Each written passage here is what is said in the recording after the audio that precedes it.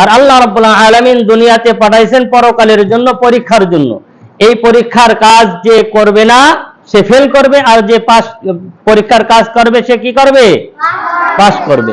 তো আল্লাহ রাব্বুল আলামিন সূরা বানী ইসরাঈলের ভিতরে বলতেছেন যে ওয়াকাযা রাব্বুকা আল্লা তা'বুদু ইল্লা ইয়াহু ওয়া বিল ওয়ালিদাইনি ইহসানা। আল্লাহ পাক রব্বুল আলামিন বলতেছেন চূড়ান্ত সিদ্ধান্ত এটাই, আমি আল্লাহ রব্বুল আলামিনের ইবাদত বন্দেগী করতে হবে। কার ইবাদত? আল্লাহর ইবাদত বন্দেগী করতে হবে। এরপরে আল্লাহ রব্বুল আলামিন বলতেছেন ওয়া বিল ওয়ালিদাইনি ইহসানা।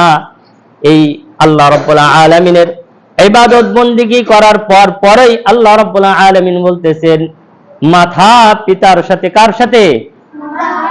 মাতা পিতার সাথে, মা বাবার সাথে কি করতে হবে? ভালো ব্যবহার করতে। কি করতে হবে? ভালো ব্যবহার করতে হবে। তো এখন আমরা মাদ্রাসা থেকে কোথায় যাব? বাড়ি যাব। বাড়ি যে কার সাথে ভালো ব্যবহার করতে হবে? মা বাবার সাথে কি করতে হবে?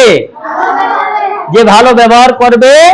তো আল্লাহ রাসূল সাল্লাল্লাহু আলাইহি ওয়াসাল্লাম বলতেছেন ভালো ব্যবহার করার কথা কে বলছেন?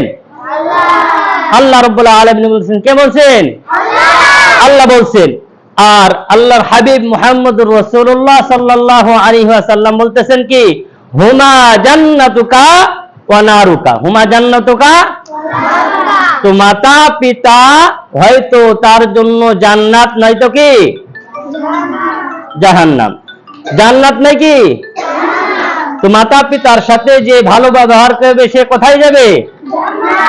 আর যে খারাপ ব্যবহার করবে সে কোথায় যাবে? আমি বললাম না আপনারা বললেন? আপনারা বললেন না? মাতা পিতার সাথে যে ভালো ব্যবহার করবে সে কোথায় যাবে? আর যে খারাপ ব্যবহার করবে? তাহলে বাড়ি যে মাতা পিতার সাথে খারাপ ব্যবহার করতে হবে না ভালো ব্যবহার করতে হবে? মাতা পিতা যদি বলে যে বাবা একটু পানি নিয়ে এসে দাও, তাহলে কি করতে হবে? নাকি বলতে হবে যে না আমি পারবো না? জান্নাতে যেতে চাও সবাই? তাহলে বাড়ি যেয়ে কি করবা? মা বাবার কথা শুনবা। কার কথা শুনবা? তো ইনশাআল্লাহ সবাই শুনবা। হ্যাঁ, যদি জান্নাতে যেতে চাও কোথায়?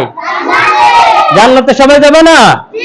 আল্লাহ রাব্বুল আলামিন যে কথাগুলো শোনাইলো বলাইলো, আল্লাহ রাব্বুল আলামিন আমাদের সবাইকে আমল করার মতো তৌফিক দান করেন। সবাই বলি আমিন।